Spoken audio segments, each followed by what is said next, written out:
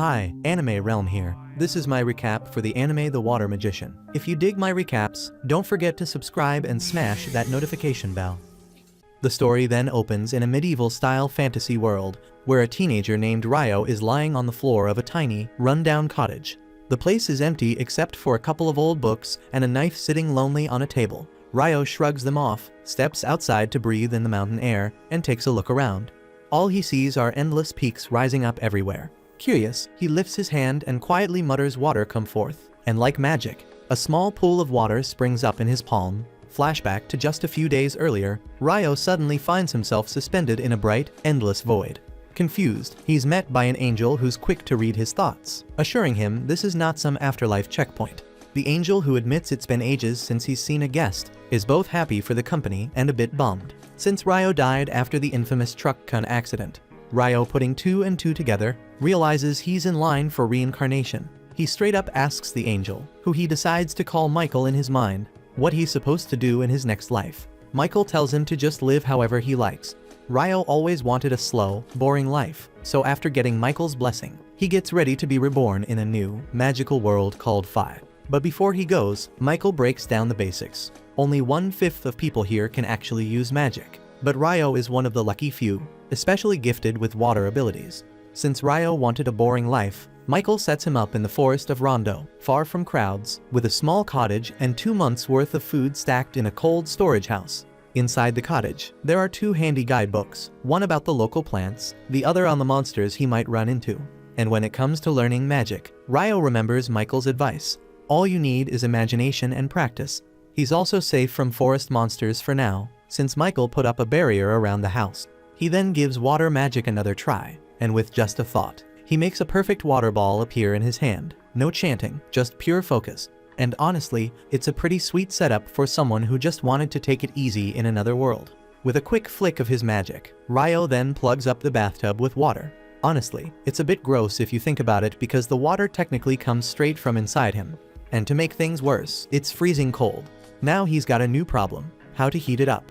He tries the old school way, rubbing sticks together to spark a fire. But after multiple failed attempts, he just gives up and starts thinking if there's a magical shortcut. Remembering his chemistry classes from his past life, Ryo decides to separate hydrogen and oxygen from the water. But instead of making fire, the whole thing freezes up and turns into solid ice. Staring at the ice, Ryo has a light bulb moment. He uses the ice like a magnifying glass to focus sunlight, and with some luck, he manages to get a fire going. Finally, he gets the water nice and hot and takes a long, relaxing bath. While soaking, his mind starts to clear, and he suddenly realizes he could have just used magic to heat the water in the first place, by reversing the process he used to make ice. But he'll save that trick for next time, because for now, it's time to eat.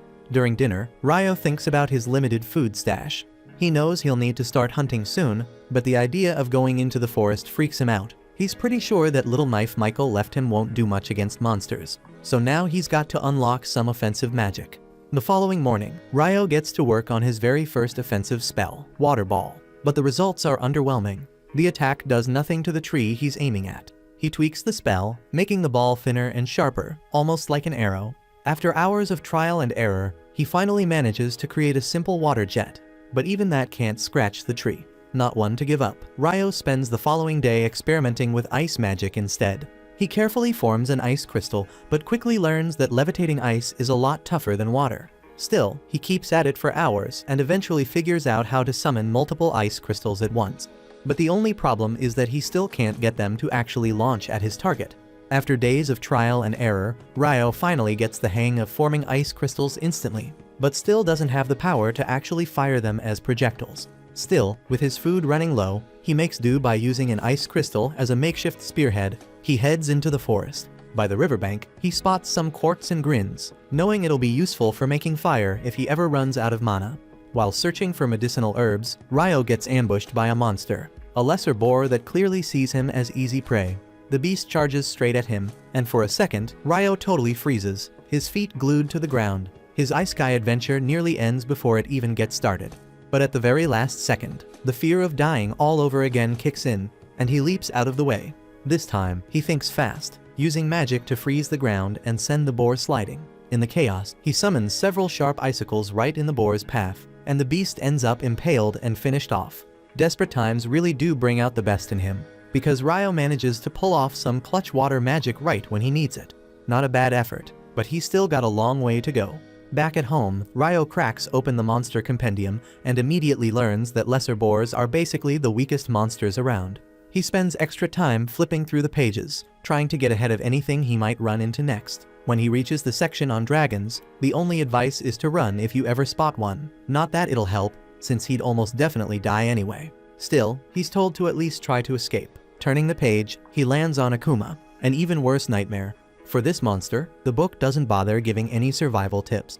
All it says is to pray you never cross paths with one. The more he reads, the less helpful the book seems, but he powers through.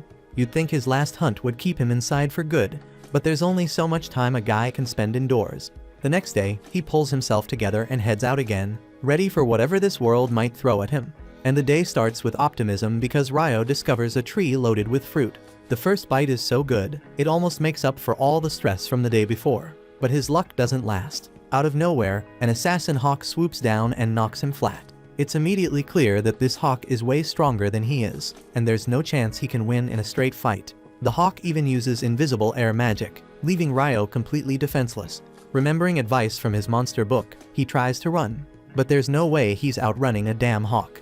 Realizing he can't escape, he turns to face the hawk. Using his ice magic, he manages to trap the bird. Thinking he's finally won, he gets closer, only for the hawk to break out, injured but alive, one eye now damaged. Once the hawk realizes Ryo isn't as weak as he thought, it bolts. Ryo collapses in relief, complaining that this slow life he wanted is anything but slow. Trying to get home after the fight, Ryo realizes he's completely lost thanks to his mad dash from the hawk. As he stumbles through the forest, something freaks him out even more. A headless Dullahan, with smoke pouring from its neck, calmly tending to its horse. But somehow, Ryo eventually finds his way back home. As days pass, he keeps training and leveling up his skills. From fighting monsters to fishing, his water magic gets so strong he can slice through mountains with it. He keeps pushing himself to get tougher, and slowly, he's starting to adjust to this new life. But every night, he returns to the same spot where he found the Dullahan, challenging it over and over, not to win, but maybe just to grow stronger. There's no info about Dullahans in his monster compendium, so he wonders if it's not a monster at all, or if it's just not in the beginner's guide. After another failed duel, Ryo admits the only reason he keeps coming back is because it feels like the Dullahan is actually helping him get stronger. One night, he watches as the Dullahan creates an ice sword, holding it out toward him as if offering a gift. Taking the hint, Ryo accepts the sword, and with that, the Dullahan leaves him in peace. For the next several days, or maybe even weeks, Ryo finally enjoys a stretch of calm, but the peace doesn't last long. One day, while training, he spots a familiar figure. The vengeful hawk is back. He instantly notices it's missing an eye, so there's no doubt it's the same bird he fought before. But now, it's turned completely black, and it looks much bigger than last time, which means it's evolved. The hawk charges at him, faster and stronger than ever. Ryo instantly calls up his 5-layer ice wall, but the hawk smashes through it like it's nothing, so he quickly summons a 10-layer ice wall. But the bird breaks that down too. Desperate, Ryo attacks with multiple ice crystals, but the hawk uses some kind of magic negation to wipe them out and closes in on him. Then suddenly Ryo senses something in the air, so he leaps aside. And at this moment, Ryo's stick gets reduced to ashes by a surprise lightning attack. So in the heat of the moment, he grabs the sword he got from the Dullahan and goes after the hawk. This time, the sword actually works. He lands a hit, forcing the hawk back, but it isn't done yet. The bird lunges at him again, and with a final thrust, Ryo pierces it with the blade, and the hawk collapses. Ryo approaches the fallen bird, admitting that it's one of the most persistent creatures he's ever met. He realizes that the hawk evolved just for this rematch, and as a sign of respect, he lets it die by his hand. Removing the sword, he watches as the hawk finally passes away. Ryo continues his journey, completely unaware that a dragon is nearby. Suddenly, a dragon appears and starts speaking to him, and Ryo is stunned that he can understand a dragon's voice. The dragon, glad to have his telepathy working again, asks Ryo if he's seen an evolved hawk. Ryo explains he just killed one. The dragon is surprised that a human could defeat it, so Ryo shows him the sword. Instantly, the dragon recognizes it as the sword of the Fairy King and asks what Ryo did to deserve it. But Ryo has no idea. With the dragon's curiosity satisfied, Ryo takes his turn asking questions. The two chat until late before the dragon announces he needs to leave. But before parting ways, Ryo introduces himself, and the dragon shares his name, Lewin. Things are actually going pretty well for Ryo in this new world. So well that the angel who reincarnated him checks his heavenly records again and realizes he missed something huge.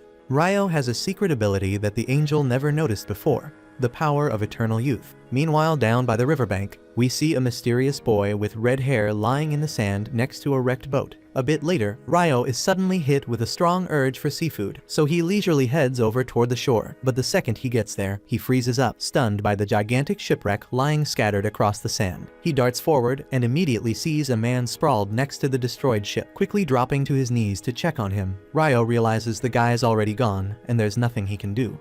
But then he hears a faint groan nearby, and excitement floods through him because this is the first living human he's encountered since arriving in this world. The survivor named Abel recalls fragmented memories of a massive octopus-like monster attacking his ship during a violent storm, causing him to plunge into the sea. But when Abel wakes up, he's surprised as hell to find himself chilling in some stranger's house. Confused but grateful he's alive, he quickly bolts upright, panicking as he searches for other survivors. When Abel staggers outside, he's even more confused, realizing he has absolutely no clue where the hell he is. Just then, Ryo appears quietly behind him, startling Abel because despite being a seasoned warrior, he couldn't sense Ryo's presence at all, and he is also equally stunned by Ryo's bizarre fashion sense, though he decides to politely avoid mentioning it for now. Instead, he introduces himself properly and thanks Ryo for saving him. Ryo awkwardly replies that Abel was the only guy still breathing, and the rest were already fish food when he got there. Abel quickly assures him not to stress about it, casually revealing those guys were just sketchy smugglers anyway. But before he can say more, his stomach interrupts him with a loud growl. Laughing awkwardly, Ryo suggests they continue the chat over some food. Abel follows him inside, but nosy-ass Abel immediately brings up Ryo's bizarre clothing. Ryo explains that he simply has no other clothing and lacks materials to craft new ones, so Abel casually advises him to just buy some, but immediately feels awkward, thinking Ryo might be too poor to afford new clothes. But Ryo quickly eases Abel's guilt trip by explaining he's literally the only human living in this godforsaken place, so there's nobody to sell him clothes anyway. Abel then gets curious, asking if Ryo hunts to get his grub. Ryo casually nods yes, and Abel curiously asks if he uses that dinky little knife he's got. With a smirk, Ryo demonstrates his impressive water magic, mentioning that magic is his primary method for hunting. Abel is astonished, revealing that only about half the world's population can use magic, and he himself unfortunately belongs to the half that can't. This surprises Ryo because the angel had told him that just 20% of people possess magical abilities. Afterward, Abel requests that Ryo take him down to the shore, as there's something important he needs to verify. On their way down to the beach, Abel suddenly tries to act all heroic, telling Ryo to stay behind him if they encounter any danger. Ryo calmly replies that it's not necessary,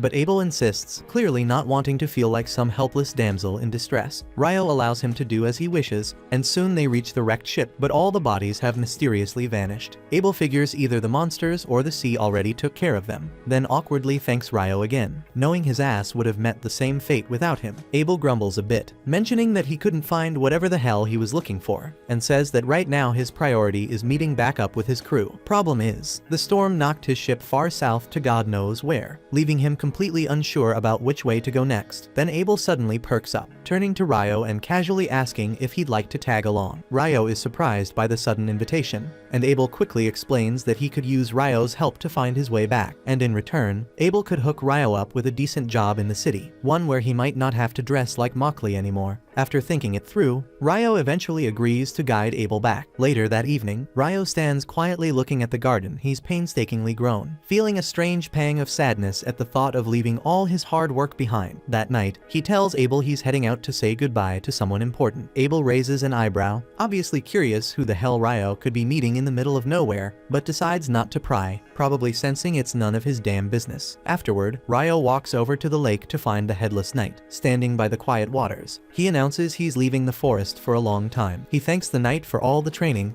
then dramatically whips out his knife, promising to go all out one last time. Without a word, obviously since the dude has no head, the knight draws his sword, ready to throw down. Ryo charges in hard, delivering blow after blow like he's in the final scene of some epic anime fight, driving the knight backward relentlessly. Eventually, Ryo exhausts himself, panting heavily as the knight silently retreats into the lake again. Catching his breath, Ryo offers one final heartfelt thank you, but But of course the knight keeps silent. Just as Ryo's about to leave, the knight unexpectedly turns around and magically summons a badass armored suit straight out of the water, apparently his parting gift. Ryo gets embarrassingly sentimental at the gesture, choking out another thank you before heading back home. The following day, Ryo and Abel gear up to set out on their journey. As they get ready, Ryo finds himself surprisingly nostalgic about leaving the isolated place he's called home for so long. Soon after, they encounter a wild boar in the forest, and Abel quickly asks Ryo to leave it to him.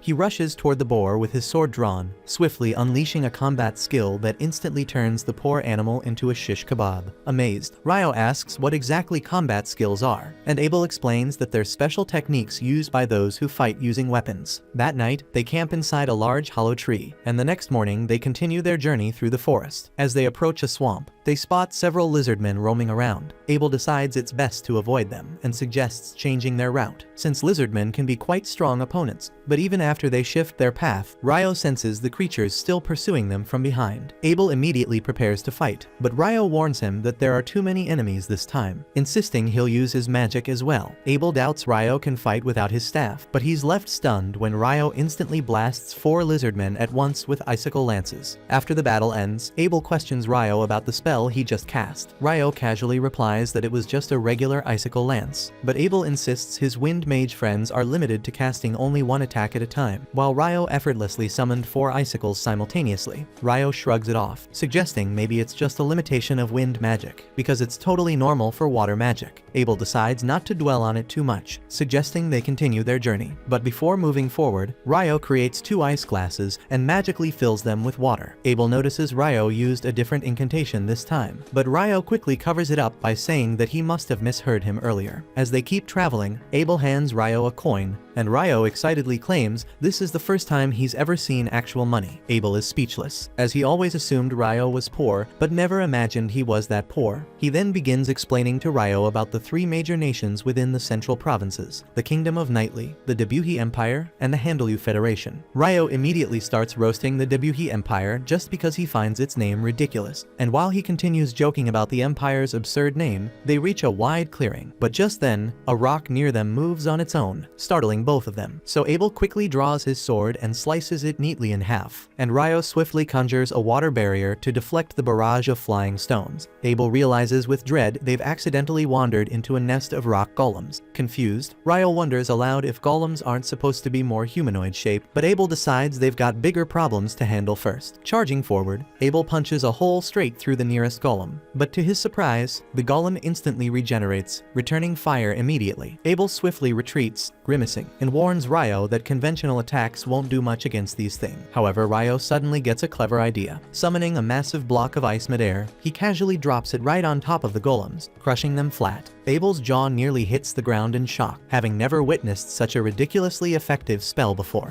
Ryo, thoroughly pleased with himself, repeats the ice block maneuver a few more times, effortlessly clearing out the rest of the golems. After the dust settles, they find one particularly special rock golem, embedded with a large magic stone, and Abel excitedly notes that such a stone would fetch a great price. Ryo wistfully says he'd love to grab the magic stones from the other golems too, but sighs dramatically, admitting he's either too lazy or honestly too clueless to melt all that ice again. Continuing their journey, they soon stumble upon an enormous crocodile hippo creature sprawled out before them. Abel gasps in awe, calling it a behemoth, a ridiculously rare and powerful monster he's only heard legends about. Ryo eagerly asks if they should hunt it, but Abel quickly shakes his head, insisting they don't stand a chance. Just then, a group of wyverns swoop down from above, capturing Ryo's attention immediately. He's excited to witness an epic monster showdown. Moments later, the wyverns waste no time, launching magical rocks at the behemoth, but the beast simply roars defiantly, canceling out their magic and sending the wyverns tumbling to the ground. Impressed, Ryo casually tells Abel that the massive creature likely has some sort of magic cancellation skill. Later that night, over dinner, Abel curiously asks Ryo about the magic cancellation skill, since he'd only heard of certain dungeon traps having such a powerful ability. Ryo's eyes sparkle at the mention of dungeons, excitedly demanding to know more. Abel casually mentions there's a dungeon in the city of Lune, exactly where they're heading. Ryo dramatically loses it, annoyed that Abel didn't bother mentioning something so crucial earlier, and playfully interrogates him about any other secrets he might be hiding. Abel awkwardly asks if Ryo at least knows about dwarves and elves, but Ryo urges him to fill in the details anyway. After a few days, days, they finally reach a sprawling mountain range, and Ryo confidently says they'll find some human settlement just beyond those mountains. Abel raises an eyebrow skeptically, asking how Ryo can be so damn sure. Ryo briefly considers telling Abel about that dragon he casually chatted with, who conveniently spilled all the secrets of this world, but decides against it, and he settles instead on dramatically replying that it's knowledge beyond human comprehension. Just as Abel's about to call him out on his cryptic nonsense, they suddenly hear a strange noise nearby. Instantly, they both tense up, weapons at the ready. Seconds later, a massive monster, a freaking griffin, soars down from the sky straight toward them, prompting both boys to freak out spectacularly. Abel immediately goes into full panic mode, his mind racing with ways they're about to become bird food, but Ryo swiftly saves their skins by tossing a hefty chunk of meat high into the air. Abel quickly copies him, hurling another chunk skyward, so the griffin eagerly snatches both pieces mid-flight and casually flies away, clearly uninterested in human-flavored snacks. After a tense pause, they both exhale deeply, relieved that they're not dinner tonight,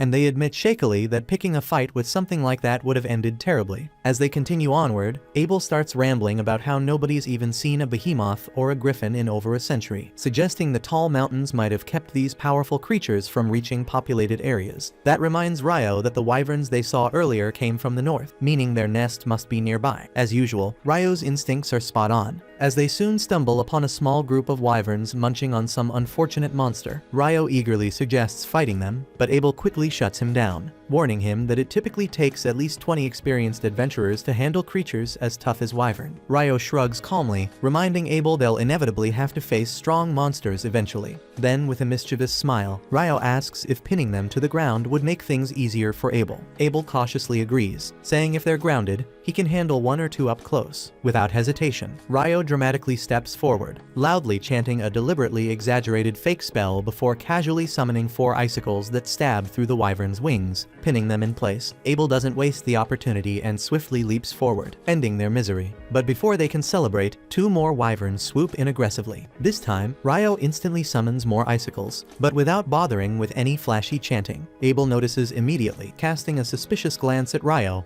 but decides to save the questions for later. After dispatching the new threats, they gather the magic stones from the defeated wyverns and continue their journey northward. Before long, the pair manages to cross through the mountains, stepping out into the serene landscape of the green hills. Abel can't help but marvel at their accomplishment, not just defeating the wyverns, but also collecting a hefty stash of magic stones, which once they reach the Empire, will earn them a decent fortune. This suddenly makes Ryo curious, and he asks exactly which country they're heading towards, hoping it's literally anywhere but the Debuhi Empire. Abel reassures him, saying that the Debuhi Empire is actually farther north, and Ryo lets out a relieved sigh. Seeing Ryo react like that, Abel gets confused and asks if he's got some kind of personal beef with the Empire. Ryo says he doesn't have anything against its people, but he finds the name Debuhi so painfully cringe that he'd rather just avoid it altogether.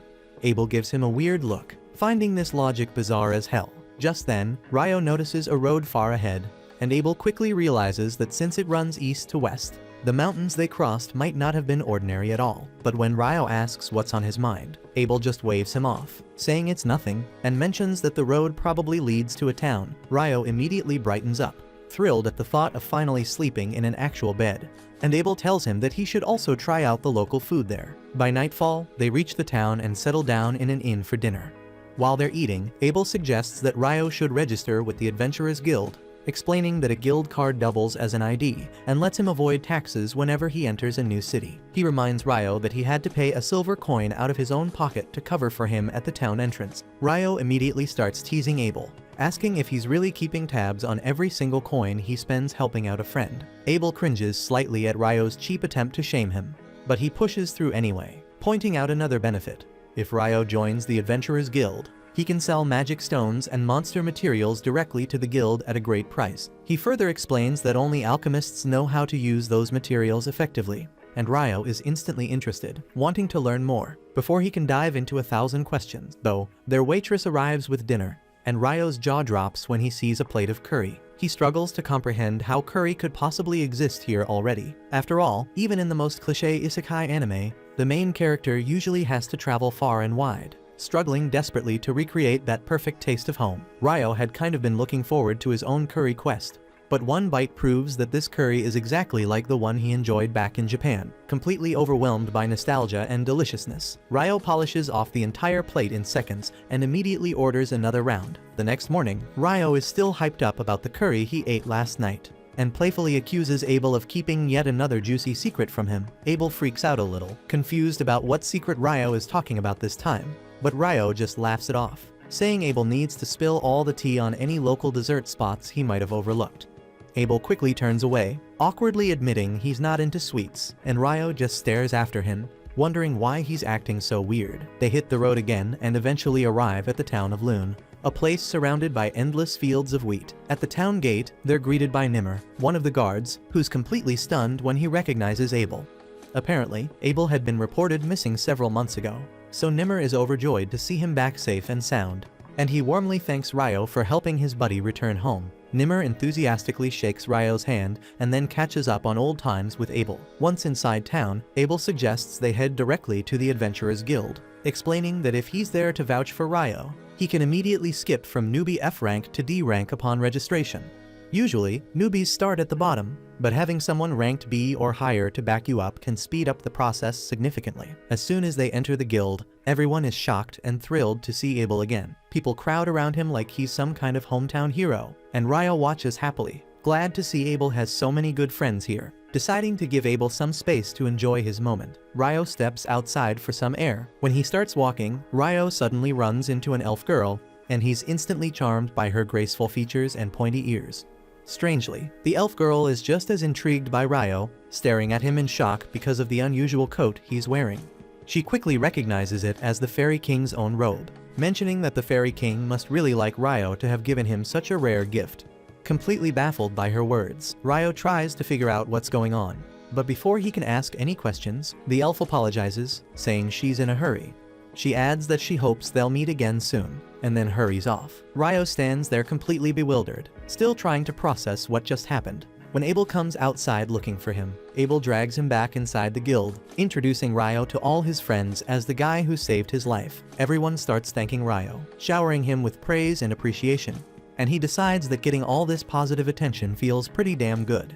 Thereafter, Abel takes Ryo straight up to the reception desk, confidently telling the receptionist that he wants Ryo to be registered as a D-rank adventurer based on his recommendation. The receptionist is visibly stunned, pointing out that Abel and his team have never endorsed anyone before. Abel simply smiles, explaining that Ryo is an exceptional case. The receptionist politely insists that Ryo still needs to pass a strength evaluation before officially ranking up, so Abel asks to speak directly with Guildmaster Hugh about it. She tells them to wait for a bit, and shortly afterward, Hugh bursts into the room dramatically, overjoyed after hearing Abel is back. Abel introduces Ryo to the Guildmaster, requesting that Ryo be given the rank-up test. Hugh mentions they'll need proof of Ryo's strength for that, and Abel casually replies that Ryo is even stronger than himself. Leaving the Guildmaster in total disbelief, Abel quickly backs up his claim by pulling out all the magic stones they'd gathered from the wyverns, and Hugh instantly freaks out. He exclaims that the sheer quantity of stones indicates they've taken down enough wyverns to threaten an entire country. Abel calmly reassures him that there's no danger of an attack since they hunted the wyverns south of the Malefic Mountains. Curious, Ryo wonders if the name Malefic Mountains has some special meaning,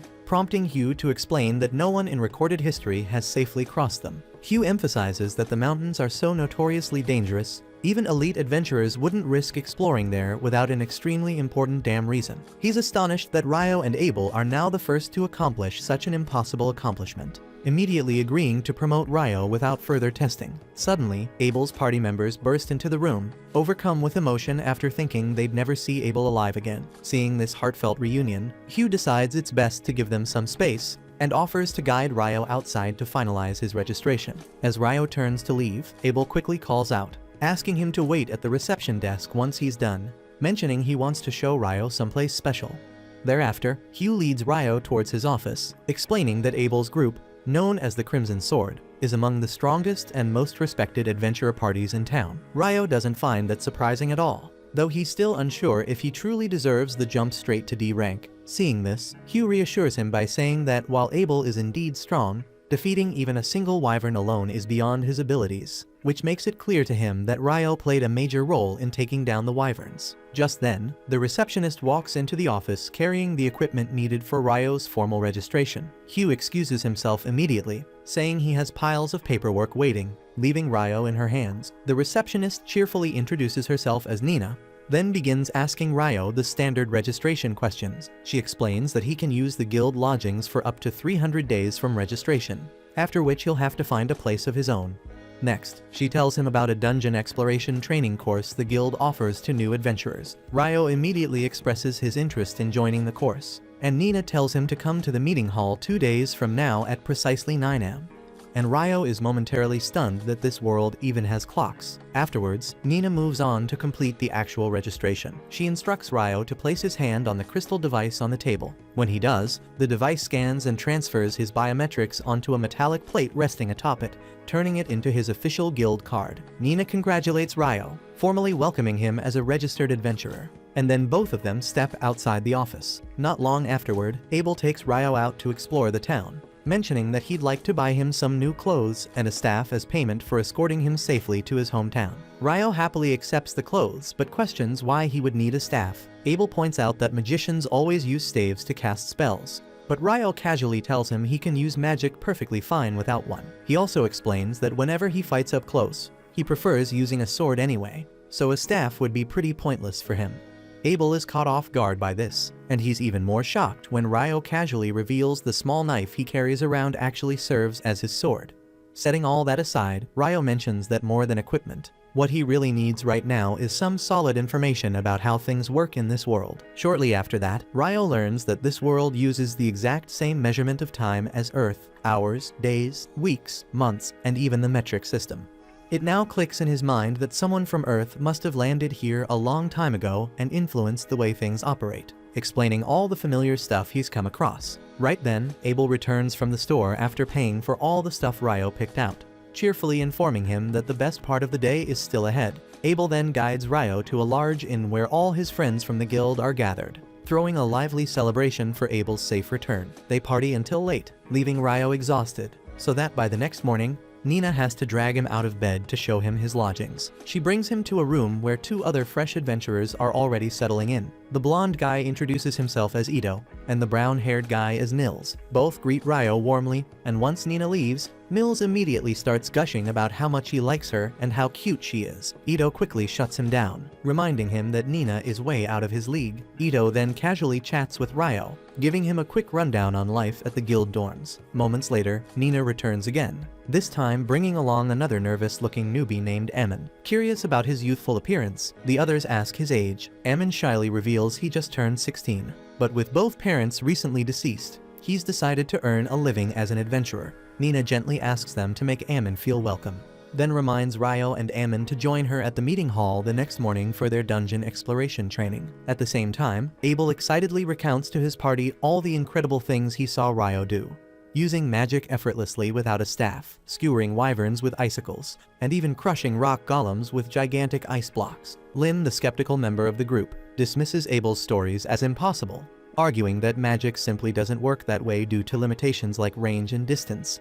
But Abel firmly insists that everything he said was true. But then another party member named Rihia comments thoughtfully that there's only one mage who has ever been rumored to wield magic of such scale, and he is the legendary Inferno magician. But since nobody has actually witnessed his insane magic firsthand, his feats remain nothing more than rumors. This leads to a brief moment of worry. If Ryo really is that powerful, what would happen if he turns against them? Or worse, sides with the Debuhi Empire? But Abel confidently reassures them that the Debuhi Empire won't be an issue, given how passionately Ryo dislikes its shit name. Meanwhile, at the lodging, Ryo's cracking jokes and laughing along with his roommates, amazed at how drastically different his life has suddenly become. Several days later, Ryo and Ammon finish up their accelerated dungeon crawling course designed for beginners. Their instructor then tells them they'll be heading down to the dungeon's first floor later that afternoon. Ammon immediately starts panicking at the idea of his first actual dungeon trip, but Ryo just casually advises him to chill out, reminding him that getting worked up now will only leave him drained before they even enter. The instructor then asks the group if anyone's got any burning questions, and Ryo immediately asks whether it's possible to teleport directly to the floors they've already cleared. The instructor is genuinely impressed by this question, since usually only veteran adventurers would even think to ask something like that. He explains that there are certain dungeons further south where adventurers can conveniently warp between checkpoints, but unfortunately, the Loon Dungeon doesn't have any cool tricks like that. Afterwards, the instructor escorts the newbies directly to the dungeon, located right in the city's heart. He reveals that the city itself was literally built around the dungeon, adding that every several years the monster count inside spikes dramatically, sometimes even pushing them above ground. He explains how the massive walls around the dungeon protect ordinary folks from monster rampages, but then quickly reassures the nervous newbies there's currently zero risk of any major monster outbreak happening anytime soon. Not long after, they finally reach the beginner-friendly first floor of the dungeon, which fortunately doesn't house any particularly fierce creatures. The instructor tells everyone they're welcome to explore freely, but insists they stick close to the entrance. Ryo pairs up with Ammon, and almost immediately Ryo senses something approaching. He tells Ammon to ready himself for a strike, while he handles immobilizing their enemy, and Ammon anxiously pulls out his sword. Moments later, a monster ant shows up, and Ryo instantly recognizes it from his monster textbook as a soldier ant. He instructs Ammon to aim right at its neck, while he pins it down using ice spears. Ryo flawlessly locks the monster to the ground, letting Ammon cleanly slice its head off, earning himself his first kill. Ammon is totally hyped about this victory, and Ryo quickly retrieves the ant's magic stone as proof of their first successful hunt together. Later that evening, they're eating dinner alongside their roommates who insist on celebrating their first successful dungeon raid. The roommates are genuinely impressed that the pair managed to defeat a soldier ant on their first trip, but Ammon modestly insists he only finished off the ant after Ryo had it firmly restrained. He excitedly mentions that he can't wait to return to the dungeon tomorrow. Although he's admittedly nervous about trying to go solo, Ryo volunteers to tag along since he's also eager to explore the dungeon to the third floor, because he finds it suspicious as hell that they encountered a stronger monster from a deeper level wandering around on the first floor. After all, the instructor made that sound unusual. Ito chimes in, mentioning he's heard recent rumors of soldier ants appearing even up near the first and second floors, and none of the boys can figure out why the heck that's happening. At that moment, Abel walks in casually and explains it's because soldier ants can tunnel their way upward. Nils and Ito absolutely lose their shit when they realize the town's most badass adventurer just showed up in front of them. Ryo, as always, casually greets his friend without giving a damn about his celebrity status, prompting Abel to jokingly ask the guys to keep an eye on Ryo since he completely lacks common sense. Nils immediately jumps up, saluting Abel excitedly and declaring that he's his biggest fan. He passionately announces his dream of becoming a legendary adventurer just like Abel one day, asking eagerly if he could shake his golden hand. Abel happily grants him the handshake, gently advising Nils to chase his dream, but never forget that survival always comes first. Ryo then bluntly asks Abel what he's doing hanging around here this late, and Abel replies that he just returned from his latest mission. Before he can say anything else, Abel's party suddenly storms in. The girls are clearly pissed that Abel came here instead of heading straight to the guildmaster for a mission report. Abel quickly tries explaining he was merely helping out some newbie adventurers who needed his advice, but Lynn isn't having any of it and immediately tells Warren to haul him away. Warren lifts Abel onto his back effortlessly as Abel starts whining like a toddler. Meanwhile, Lynn suddenly stares daggers at Ryo with obvious jealousy. Ryo awkwardly asks her what the hell she wants, causing the priestess Rihia to quickly snap Lynn out of her daze and apologize to Ryo for their rude interruption. As the group leaves, Ito and Nils fanboy uncontrollably over them, but Ryo genuinely can't comprehend what's so damn impressive about that crew of clowns. At the same time, Rihia gently scolds Lynn for openly glaring at Ryo, but Lynn insists she was just curious because Abel keeps bragging non-stop about Ryo's magic. Rihia admits she's also curious to see Ryo's true abilities, but Abel reassures them they'll get to witness it firsthand soon enough. The following day, Ryo and Ammon return to the dungeon, this time encountering a pack of monster dogs. Ryo once again pins the beasts down effortlessly with his ice spears, while Ammon impressively displays his sword skills by taking out a couple of the monsters himself. Afterwards, during a brief break, Ryo comments that Ammon's swordsmanship reminds him strangely of Abel's style. Ammon clarifies that his sword instructor was some old geezer named Kiro, who learned swordsmanship from a prestigious academy back in the capital. So Ryo immediately assumes Abel must have trained under the same academy and sees genuine potential in Ammon, believing he could grow into an incredibly powerful swordsman one day.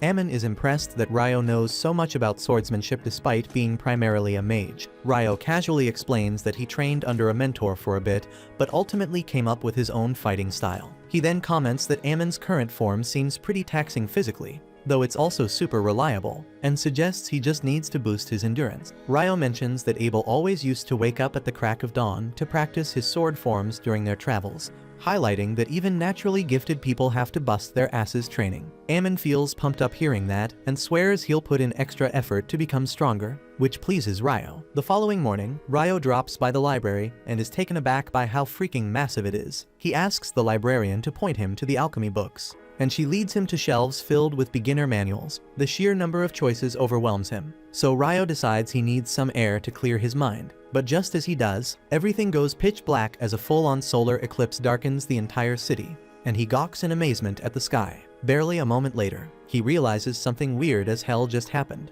Everyone around him is suddenly gone, leaving him totally alone in an eerie, unsettling atmosphere. Right then, he feels something dangerous coming at him from behind. Instinctively, he spins around, summoning a thick ice barrier just in time to deflect an incredibly powerful blast of fire. Shocked, he wonders who the hell just tried to roast his ass, and then spots a terrifyingly hot demon lady strolling towards him like she stepped straight out of a Hollywood action movie.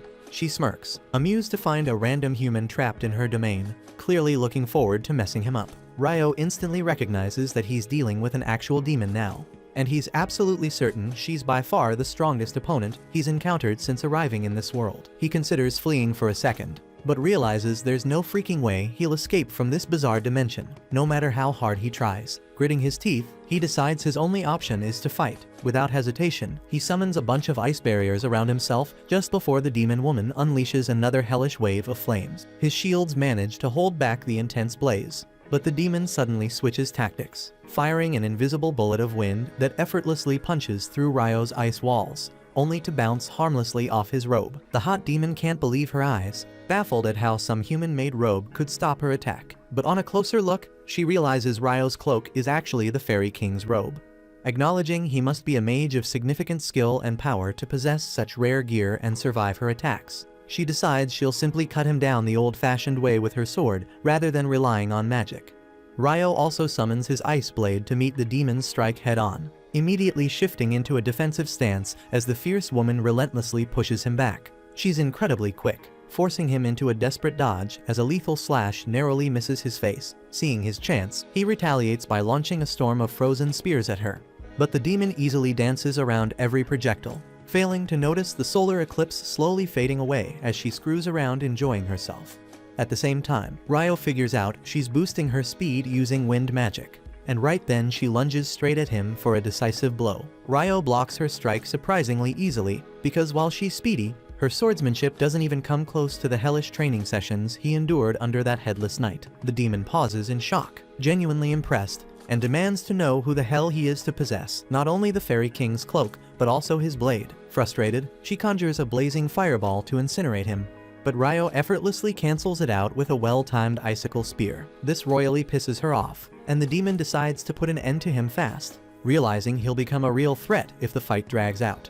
She unleashes an aggressive onslaught, but Ryo remains composed, smoothly blocking her frenzied attacks. He spots an opening and counters fiercely, knocking the demon off balance, immediately seizing the advantage. Ryo unleashes a barrage of sharpened ice spikes, aiming to finish her off. The demoness quickly surrounds herself in scorching flames, melting away the ice spears before they reach her. But as Ryo's relentless assault intensifies, she is forced to summon thick stone walls as extra protection. Ryo, however, adapts on the fly, switching tactics to piercing high-pressure jets of water that slice effortlessly through the rocky barriers, slashing her several times. She is stunned that his attacks could actually hurt her, but luckily Ryo had been striking blindly due to the thick cloud of smoke obscuring his vision. Seizing his opportunity, Ryo rushes in to deliver the killing blow, but the demon desperately leaps forward to intercept his strike. As their blades violently clash midair, Ryo is startled to see the demon's wounds rapidly closing up and healing right before his eyes. His momentary distraction gives her the opening she needs to land a devastating hit,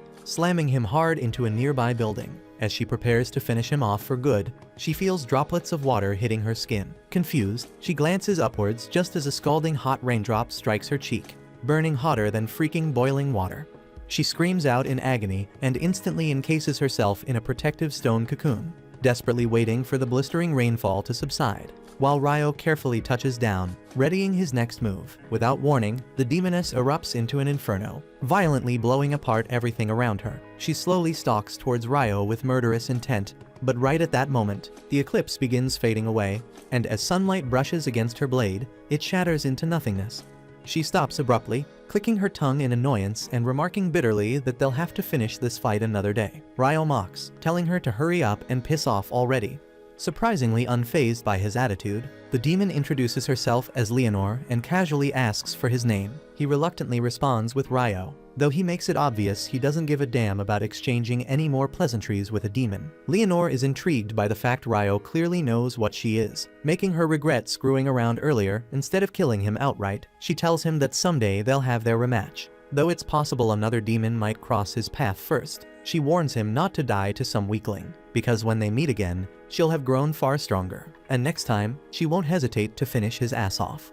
Ryo feels a chill down his spine at that thought, but just then, the eclipse completely disappears, and in an instant reality returns to normal, leaving no sign of their chaotic battle. Feeling shaken, Ryo decides it's best to just buy his books quickly and get some rest. He heads straight to the bank, cashing in on the hefty stack of coins he earned from selling all those wyvern magic stones. Afterwards, he swings by the dorm hoping to check in with his roommates, but when he realizes they're not around, he's just about to leave when he spots them being cornered and harassed by a group of douchebag adventurers. Nils and Ito are cursing the leader, a big jerk named Dan, for cowardly ambushing them while they're still injured. But Dan sneers back that monsters won't give them any pity either when they eventually die in the dungeon. Out of nowhere, Dan's cronies suddenly drop unconscious as Ryo quietly takes them out from behind, calmly telling Dan he's absolutely right.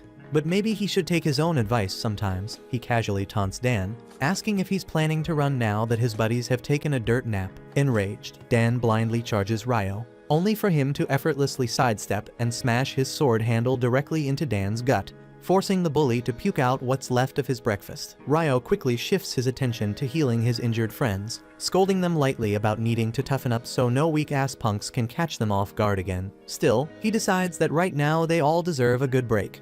Together, they hit up the public baths, where Ito, their resident priest, heals the nasty wound left by Leonor's wind bullet. As everyone sits soaking in the water, curiosity gets the best of them, and they start bombarding Ryo with questions about who the hell could possibly hurt someone as strong as him. Ryo considers mentioning the demon briefly, but quickly decides against it, because for now relaxation is the priority, and everything else can wait. The following morning, Nils, Ito, and Ammon venture into the dungeon together. As Nils and Ammon tackle the goblins directly, Ito hangs behind, offering support and healing whenever either of them takes a hit. While Nils gathers magic stones from the fallen goblins, Ito patches up Ammon, anxiously remarking on how surprisingly tough and dangerous these goblins actually are.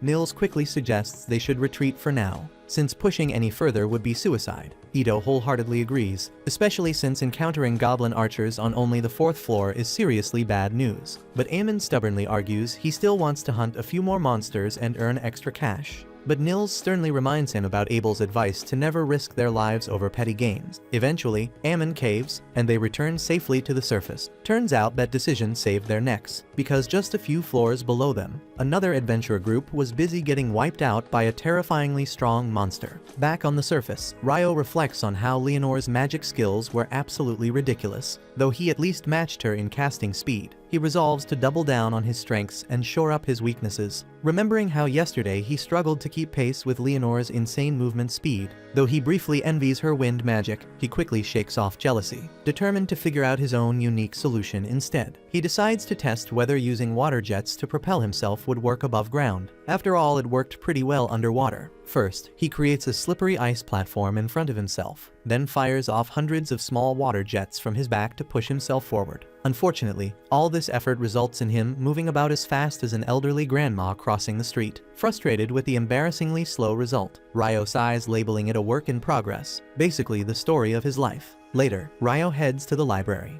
hoping to learn more about demons and alchemy. Coincidentally, at the same time, Lynn is also studying there, and she's desperately combing through records to see if there's any mention of a spell capable of creating an ice wall sturdy enough to crush golems, but finds absolutely nothing. Lynn smugly concludes that Ryo must be some kind of scam artist tricking Abel, reassuring herself that only the greatest wizard on the continent could pull off magic that powerful. Satisfied with her theory, she puts the book back on the shelf. Just as she spots the elf girl Sarah, the two exchange casual greetings and briefly chat before Sarah remembers she's supposed to meet up with someone, so she has to leave. Meanwhile, Amon and the crew return to the guild, and Nils immediately starts stuttering like an absolute simp when he sees Nina. Ito quickly bonks him on the head, snapping him out of it, and calmly informs Nina they've discovered goblin archers roaming around on the 5th floor, a completely unheard of situation, so they returned immediately to report this alarming news. Nina carefully examines the magic stones as proof, instantly confirming their authenticity, and urgently thanks the group before rushing off to alert the guildmaster. Guildmaster Hugh is not happy at all when he learns about goblins appearing on the 5th floor, because those little bastards should only show up deeper than the 10th. He grimly senses this could hint at something far worse brewing underground and instructs Nina to immediately summon every B rank or higher adventuring party available. Nina hesitantly informs him that right now only 2 top-level groups are still in town, Abel's Crimson Sword and the White Brigade. Soon after, Abel and his teammates make their way to Hugh's office, with Abel visibly irritated at the prospect of working alongside the White Brigade, mostly because he can't stand their leader. The girls in his party bluntly tell him to stop whining like a little wimp, and Abel grudgingly pulls himself together before entering. Unfortunately, the leader of the White Brigade, Phelps, is already inside waiting, and Abel struggles immensely not to show his annoyance. Once everyone takes their seats, Hugh explains the serious situation. Goblins have been found on the 5th floor, and the report is completely reliable. Both Crimson Sword and White Brigade must immediately enter the dungeon and thoroughly investigate for any further signs of a potential monster outbreak. Hugh mentions grimly that the last outbreak was 10 years ago,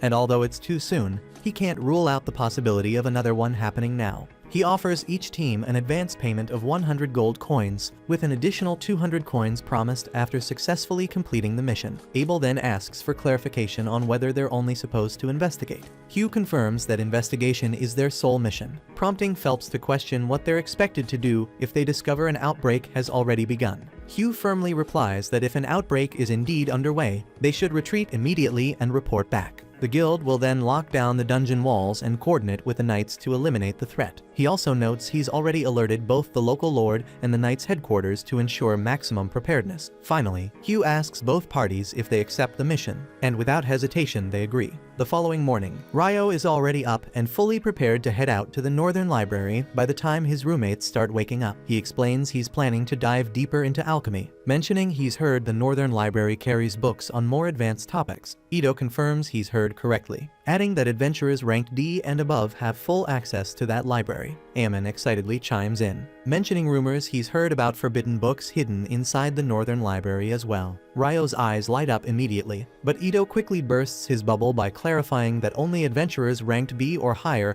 are allowed to even touch those books. The boys then wish him luck on his quest for knowledge as they prepare themselves for another dungeon dive. Ryo soon reaches the Northern Library and instantly vibes with the calm, scholarly atmosphere. He eagerly begins browsing around for the books he needs, though he realizes asking anyone directly about books on demons would probably cause a scene. However, just as he's climbing the stairs to the 1st floor, he spots the elf girl Sarah standing there, and he's instantly smitten. Meanwhile, Guildmaster Hugh and the 2 high-ranked adventurer parties arrive at the dungeon gates. Right as they're about to open the massive doors, Abel suddenly stops Hugh, sensing something horribly wrong. Trusting his gut instinct, he orders Lynn to quickly use her wind magic to scan the 1st floor for threats. Lynn's face immediately pales because she discovers hundreds of monsters lying in ambush right behind the gate. Panic spreads instantly among the group, confirming beyond any doubt that the great monster outbreak has already begun. Hugh urgently commands everyone to fall back and alert both the knights and the guild. Back at the guild, Nils and the others notice the sudden closure notice posted on the dungeon doors, assuming it must be because of the goblin archers they reported. But just then, a frantic messenger bursts into the guild, loudly announcing that a massive monster outbreak has begun. Every available adventurer must immediately rush to man the walls surrounding the dungeon and fend off the monsters. Meanwhile, Ryo and Sarah have been awkwardly staring at each other throughout this entire chaos, until Sarah finally breaks the silence by saying softly that it seems they meet again. They introduce themselves formally, and Sarah gently asks Ryo if he's searching for anything specific. Ryo almost blurts out he's researching demons, but quickly catches himself, nervously claiming he's interested in alchemy, specifically creating golems. Sarah is clearly impressed by his ambitious goal, remarking how difficult crafting golems actually is, though she informs him regretfully that the library doesn't have books exclusively on that topic. Yet with a friendly smile, Sarah asked him to follow her anyway, because she knew this library like the back of her hand, and could guide him toward books that would be helpful. They start chatting casually about books and adventures as they walk, and Sarah reveals that she's actually the sole member of a B-rank adventuring party called Win. Ryo mentions hearing from a friend that there was only one elf living in the city, and Sarah smiles softly, explaining that elves typically don't mingle with humans, but she's always been a bit of a weirdo. Meanwhile, at the dungeon gates, all the adventurers in the city have gathered along the walls, preparing themselves for battle. Suddenly, the monsters smash through the heavy gate, and Guildmaster Hugh immediately shouts orders, commanding everyone to unleash arrows and magic on the charging goblin horde. A fierce battle erupts, and soon the knights arrive to reinforce the adventurers, quickly stabilizing the situation. But Hugh can't shake a nagging worry because there seem to be far more monsters than during the last outbreak 10 years ago. Elsewhere on the battlefield, Abel's party is running dangerously low on arrows. Just then, Nils rushes up, carrying a large barrel full of arrows, urgently delivering a message from Hugh. Abel's group must face the dungeon's boss monster once the goblin mobs have been dealt with. Soon enough, the majority of goblins lie defeated, and Hugh quickly gives Abel and Phelps the signal to lead their parties into the final battle. They leap down from the walls, Lynn swiftly using wind magic to soften their landing. Charging forward, they effortlessly dispatch the remaining goblins and position themselves at the dungeon entrance, waiting anxiously for the boss. Moments later, a goblin general emerges from the shadows, and everyone thinks it's finally nearing the end. But their confidence quickly shatters as two more goblin generals step out right behind him. Abel instantly realizes they're actually dealing with a goblin king. He urgently explains they must take down the generals immediately, otherwise they'll get significantly stronger once the king arrives. Abel swiftly assigns targets. He and Phelps will handle one general each, while Lynn and Rihia team up against the third. The intense fight against the goblin generals begins.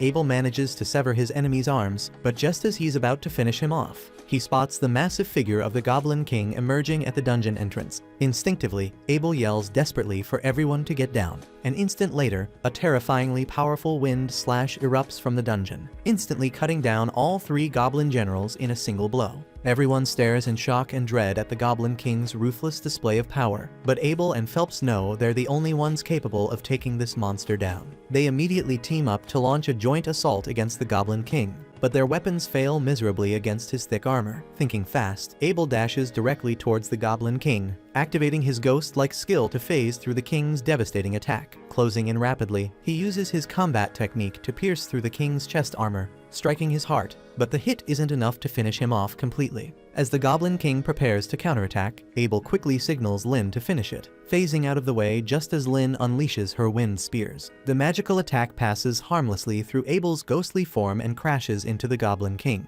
finally killing him.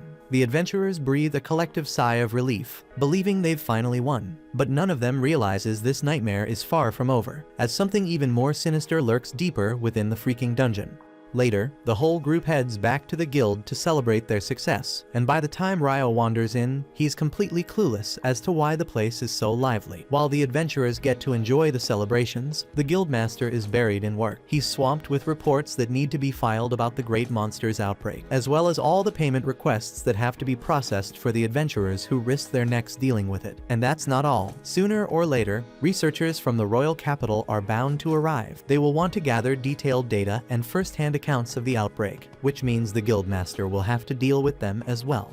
Down at the party, Abel has just wrapped up explaining what went down with the monster's outbreak while he was in the library when his friends arrive. Lynn has been wanting to ask Ryo face to face for a while, so she tells him she wants to know whether he can actually raise thick ice walls from a distance. Ryo says yes, and to be precise, he can cast up to roughly 40 meters out, but it took a long time to get the feel for it, so it is not as easy as it looks. Even so, Lynn has never heard of anyone working magic at that kind of range, so she asks if it is an original original spell, and if it is, what incantation he uses to pull it off. Ryo says he would be happy to show her later. But as for the words, he basically makes them up on the spot, so she can use whatever she likes. Right then, Nils notes that most of the food is already gone, so if Ryo does not hurry, he will end up with nothing to eat. He excuses himself to grab a plate, but Lin is still puzzled by what he meant about just going with the flow on incantations. Abel tells her that Ryo only bothers with incantations because he thinks they sound awesome, but he can cast without saying anything at all, and that sounds even wilder to her than the ice walls. Early the next day, Nils, Ito, and Ammon meet at the guild to look for work, but they are disappointed to find the job board completely empty. Right then, Ryo happens to pass by, and he asks what the three of them are doing since they would usually be out working by now. Unluckily, after the monster's outbreak yesterday, the dungeon was shut for inspections, so they will not be able to go there for a bit. They were hoping to pick up a resource gathering job to tide them over. But with all the items dropped during the monster's outbreak, there is not much demand for gathering right now. Regardless of their problems, they ask Ryo what he's up to right now,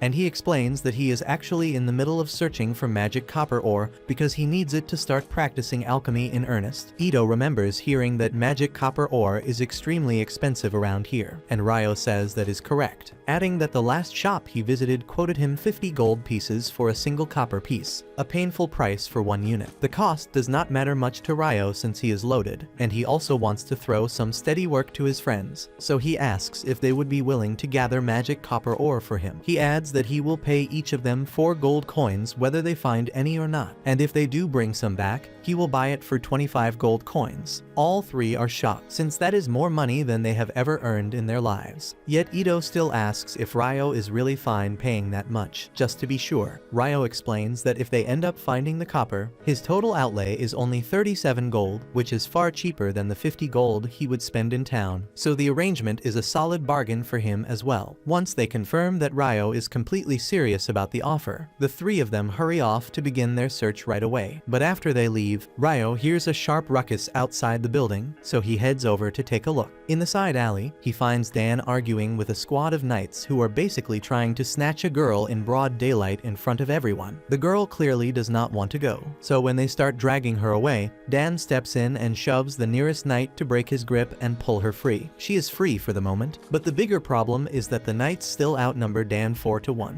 and they have swords, so there is no realistic way he can beat them. The group's leader moves to teach Dan a lesson for daring to defy a knight, but the instant he steps forward, he stumbles, loses his balance, and goes down hard on the street. Everyone nearby is baffled, because there is plainly nothing near the knight's boots or on the ground to trip over. The knight refuses to swallow the humiliation of tripping over himself, so he points a finger and accuses Dan of pulling some trick on him. Anyway, as he tries to stand back up with a frustrated grunt, he trips again and hits the ground a second time. Moments later, Phelps arrives, and the sight of these so-called knights turns his stomach. At first, the knights try to throw their weight around, since on paper they outrank adventurers inside the city, but their bluster bounces off Phelps because, while he is an adventurer, he is also a noble. His full name is Phelps Heinlein, and the moment they hear he belongs to the Heinlein house, they realize they have stepped in it. His father, Alexis Heinlein, once commanded the Royal Knights, which means the Heinlein name carries real pull over the order, and Phelps could likely have them dismissed on the spot if he felt like it, and had he been there while they tried to kidnap the girl, he probably would not have hesitated to end them. But right now, what he knows is they were about to swarm Dan, so he calls them a disgrace to knighthood and tells them to clear out before he changes his mind about letting them walk away. After the knights leave, Phelps looks up at Ryo, having caught what he pulled a moment earlier. He had already heard from Abel that Ryo's magic was extraordinary, yet seeing it for himself still amazes him, since he has never watched anyone cast from that far away with that kind of precision. Of course, he has no plan to tell anyone that Ryo is the one who made those royal knights slip, since that would be a headache for Ryo, but he truly appreciates the help because he feels personally responsible for letting such awful men become royal knights. That night, Ryo is having lunch at the tavern when Abel happens to show up. It is rare to see him out without the rest of his group, so Ryo instantly assumes Abel is headed to the red light district after this. Abel freaks out and tells Ryo to stop talking before people overhear him, and with Ryo's sharp deduction, he figures that if Abel does not want folks thinking he would visit the pleasure district, he must already have someone in mind. At first he guesses Lin, but Abel says he is wrong because Lin already has a crush on Warren. foreign. With that settled, Ryo concludes the person must be Rihya, and Abel gets even more flustered trying to deny it. But that only seals Ryo's speculation. Leaving Abel's crush to the side, Ryo asks what he's actually doing out alone tonight, so Abel admits he is headed toward the pleasure quarter, just not for the expected reasons. And since Ryo is here, Abel admits he could seriously use his aid. One of the dungeon investigators dispatched to the Loon dungeon is an old buddy of Abel, and the crown assigned royal knights to guard him while he is in town. Problem is, those guards are the same scumbags Ryo spotted earlier, and there have been repeated reports of them committing egregious crimes by hiding behind their shiny armor. Abel heard they were in the pleasure district tonight, and they are bound to cause problems sooner or later, so Abel wants to stop them before anyone gets harmed.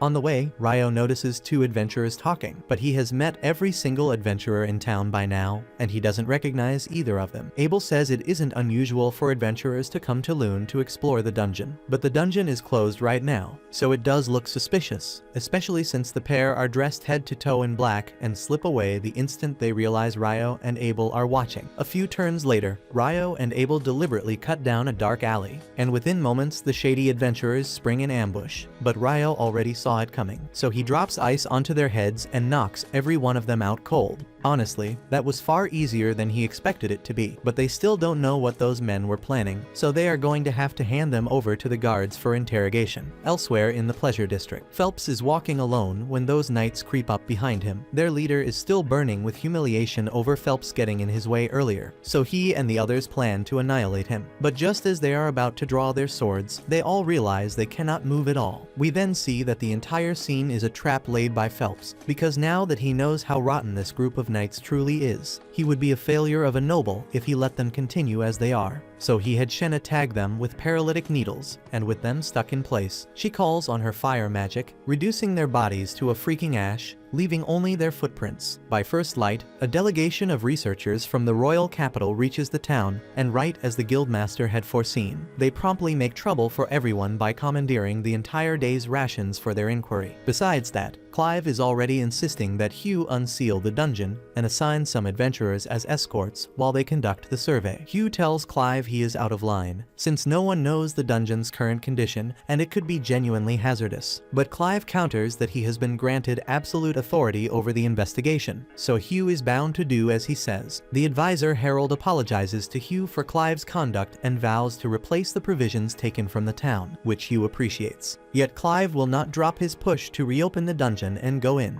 In the end, Hugh relents and says he is willing to open the dungeon for Clive, but he states plainly that if anything goes wrong, neither he nor the city of Loon will bear responsibility. Every consequence will land on Clive's shoulders. Clive starts to waver now that he understands he will be the one facing the fallout if something happened, but he cannot retreat after arguing this hard. He accepts Hugh's terms, although they still have to find adventurers to accompany the research team. After a short while, Ryo is heading toward the cafeteria when a girl dashes out and asks if he can show her the way to the Adventurers Guild. Ryo was on his way to eat, but since she badly needed his help, he walked her over to the guild. The girl's name is Natalie Schwarzkopf, and she is here to deliver a letter requesting Abel's party to defend the investigation team inside the dungeon. Ryo is taken aback to learn that a team is going down there when the dungeon is closed, but Abel is sure someone leaned on Hugh to force a reopening. The reason it was closed in the first place goes back decades, when after a monster's outbreak, an unranked party was sent to investigate and never returned. Even their leader, practically S-rank, vanished without a trace, and if whatever lurks below can erase an S-rank, the guild refused to gamble. So from then on it became policy to seal the dungeon whenever a monster outbreak happened. Ryo finds the tale fascinating, but his stomach is growling, so he says he needs to head out now. After Ryo leaves, Lynn asks whether Natalie truly belongs to the Schwarzkopf line, famous for their peerless water magic. Natalie says yes, so Lynn asks if she has ever encountered magic that lets a mage raise an ice wall from afar. Natalie replies that she is not even sure a technique like that exists. So Abel explains that, unbelievable as it sounds, Ryo can erect an ice wall at a range of about 40 meters. And on that note, he warns everyone present never to pick a fight with Ryo under any circumstances. And if they ever end up against him, they should surrender on the spot, because there is no chance they could defeat him, even if they all came at him together. He adds for Natalie that if she needs assistance and cannot find any of them, Ryo is the one she should go to. 3 days pass, and Ryo's friends finally return from the job, having secured 2 pieces of magic copper ore. So Ryo hands over a total of 90 gold coins, and they are deeply grateful, since with that much money they can take a break from work for a while. Meanwhile, in the depths of the dungeon, the investigation team has already reached the 7th floor, but oddly, they have not encountered a single monster yet, so they press onward. Eventually, they come upon a black square set into the wall, and none of them can identify it, having never seen anything like it before. But Clive is thrilled because it is a prime anomaly to study, so he orders the instruments set up at once so they can transmit readings to the surface. And once that is done, the analysis crew, Natalie included, will start combing through the data to pin down the anomaly. But the moment Clive's researchers push the monodensity gauge through the gate, every person there is teleported away instantly, and the surface team loses connection with the entire unit. And before long, they find themselves already standing in the middle of a vast grassy plain, and fortunately, none of them seems to be injured. Still, they have absolutely no damn idea where they've ended up, and Clive along with his research team are nowhere in sight.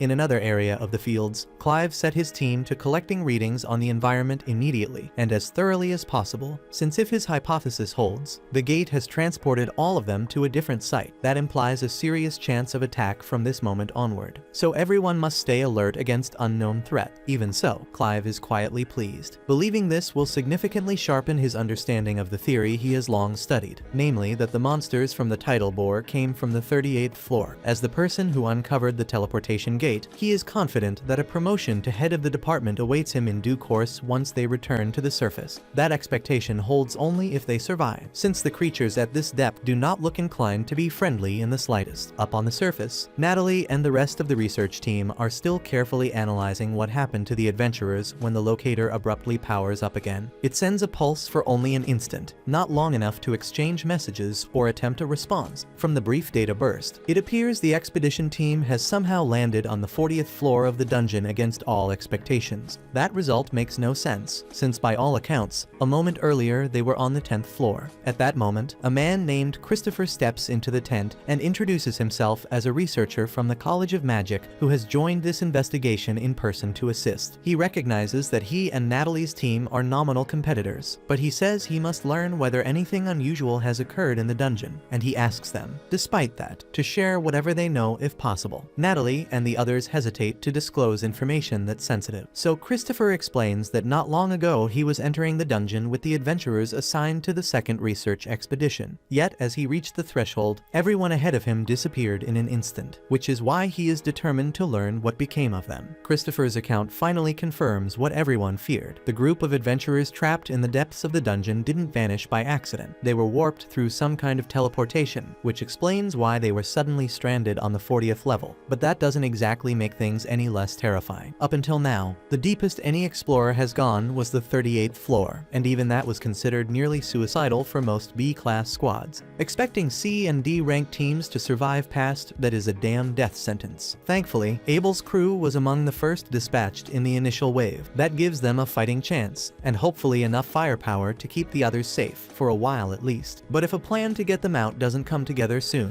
things are going to spiral fast. When Natalie gets word that Abel's whole squad is stuck down there, she immediately recalls what he warned her about before entering the dungeon. Without hesitating, she bolts to the library in hopes of tracking down Ryo for backup. At the guild headquarters, trouble's already boiling over. Nina storms into Hugh's office and reports a serious development. The investigative team that was dispatched vanished the moment they entered the site. No signals, no updates, just complete silence. Dean Christopher is calling for Hugh to come immediately so they can assess the situation. Hugh jumps from his seat without a second thought, telling Nina he's heading out right away. But before leaving, he orders her to keep everything under wraps. The last thing they need is the rest of the adventurers finding out and losing their heads. Meanwhile, deep inside the library, Ryo is busy navigating shelves of dusty tomes. But he's honestly not getting far. He has no clue where the relevant materials are, and without someone to guide him, he's pretty much lost. He silently wishes Sarah was around because she'd definitely know where to start. Lucky for him, she's actually just a few steps away in the next aisle. Ryo perks up immediately and walks over to her, explaining that he's trying to dig up info on eclipses and tidal surges, but has no idea where to find the right archive. Sarah flashes a smile and offers to help without hesitation because she knows exactly where those records records are kept. Sarah personally suspects a strong correlation between the tidal bore and eclipse events. She remembers that just 2 days before the most recent surge, an eclipse darkened the skies, and historically, that same sequence has happened more times than she can count. Still, Sarah didn't come to that conclusion overnight because it took her ages of digging through old references to piece the pattern together. So naturally, she's curious why Ryo is suddenly so fixated on the subject. But Ryo can't exactly come out and say he clashed with a demon during the last eclipse in the middle of town. So instead, he smoothly pivots the conversation and asks if she happens to know what causes a magic stone's color to shift. Sarah clearly picks up on the dodge, but chooses not to press him. For now, she simply explains that the color of a monster's core reflects its lifespan. The longer it's lived, the darker the hue. Ryo had already learned that somewhere along the way, which only deepens his fascination with the tidal bore. According to the documentation, all the monsters that emerged during the event left behind completely transparent stones. Most believe the creatures surge upward from the lower dungeon levels, but those clear stones suggest they weren't seasoned beasts. They were freshly born. And what shocks him most is that even older tidal bore accounts describe the exact same thing. Crystal clear stones every time, and Ryo hadn't expected that kind of consistency in such aged reports. Sarah casually mentions that the records aren't exactly in great condition. Most are stored on fragile parchment, which is probably why no one else even knows they exist, but she does. And if Ryo's interested, she's more than willing to show him where they're kept. Elsewhere, the research team caught in the teleportation trap still hasn't managed to pinpoint where the hell they are. Given how they got here, some are starting to wonder if they're even inside the dungeon anymore. Harold checks in with the engineers, asking if they've managed to reactivate any of their equipment. They tell him the transmitter is finally online, meaning the surface crew should now be able to track their signal. That gives the group a spark of hope because maybe someone's on their way, but Harold doesn't seem convinced. When Abel questions him, Harold admits something feels wrong. It's the air, it has a weight to it, like being wrapped inside a sanctuary square incantation. That spell was designed as the ultimate defensive enchantment, completely nullifying all magical and physical attacks. If this place shares that same energy signature, then it might mean they're sealed inside an enormous magical barrier, cut off from the rest of the world. The weight of the situation is finally sinking in for Abel, and he quickly tells Lynn to deploy her detection magic to scan the surrounding area. Without delay, Lynn activates her wing-based probing spell, and the results come in fast. There's a large cluster of living beings roughly 500 meters away. Based on the readings, it's about 100 humans, but there are also a dozen unfamiliar life signatures mixed in, and whatever they are, they don't match anything she's ever sensed before. It's suspicious as hell, but it's the only lead they've got, so the team immediately starts moving toward the source. Back above ground, Q receives the latest update, and it's worse than he feared because the investigation squad wasn't just delayed or lost. They were forcibly warped down to the 40th floor, and Hugh can barely process how disastrous this is. Even if he rallied every capable fighter in the entire city, there's no way they'd be able to break through to that depth. Worse yet, no one has a damn clue what triggered the teleportation in the first place. That's why Christopher firmly advises against any rescue attempt. It's just too dangerous right now, and all they can do is wait and hope their team isn't wiped out. Unfortunately, hope isn't worth much at the moment, because Clive's unit is under brutal assault. Fiery blasts are raining down on the researchers, and while a few skilled mages manage to throw up protective barriers in time,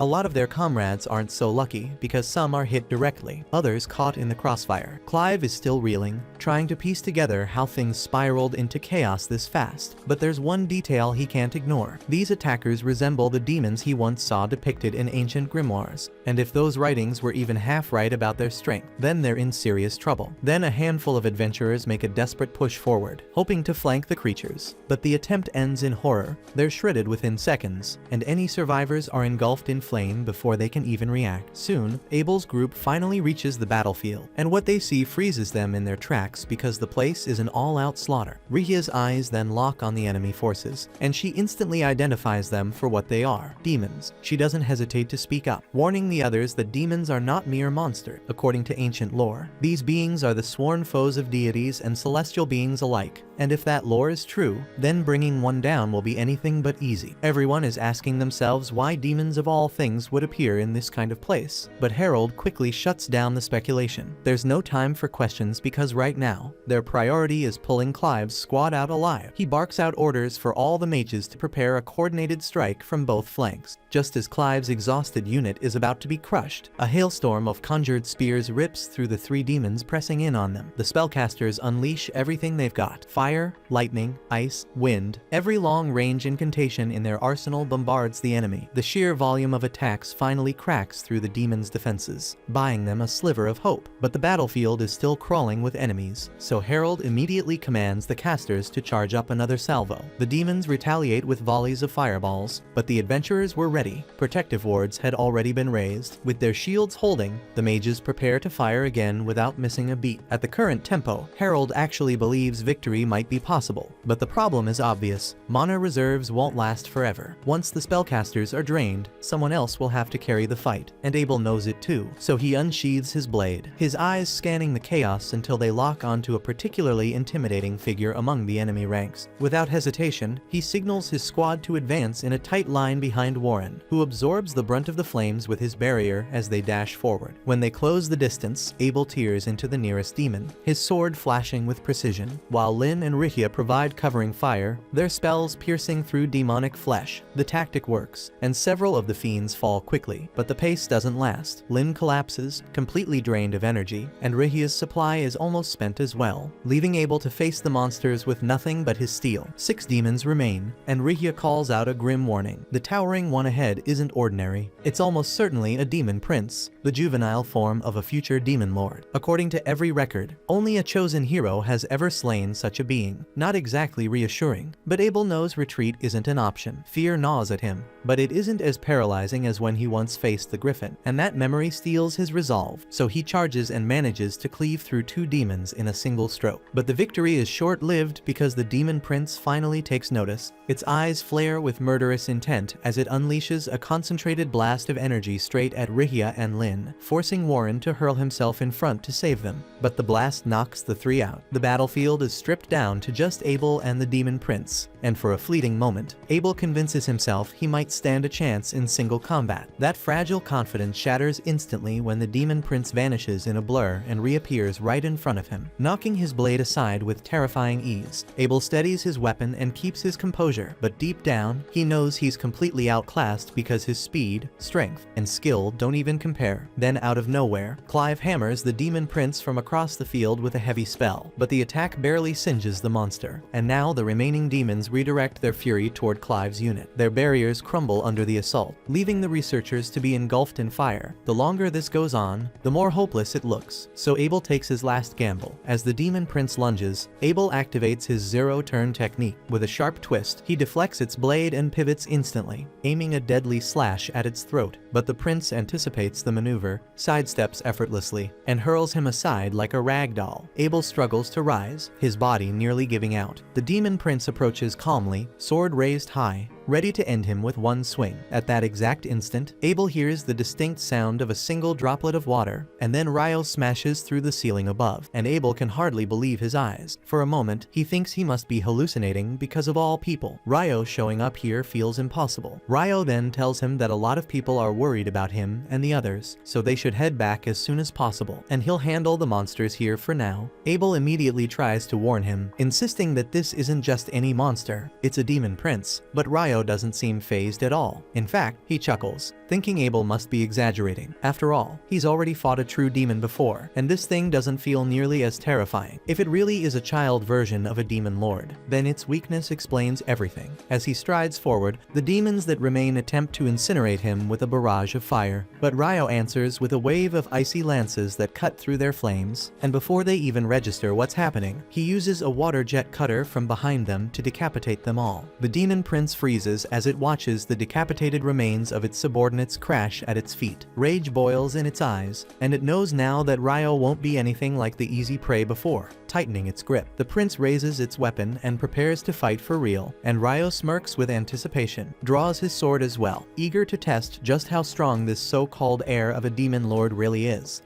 That concludes this episode. Thank you for watching. If you want to see the next part, be sure to subscribe to the channel and turn on the notification bell.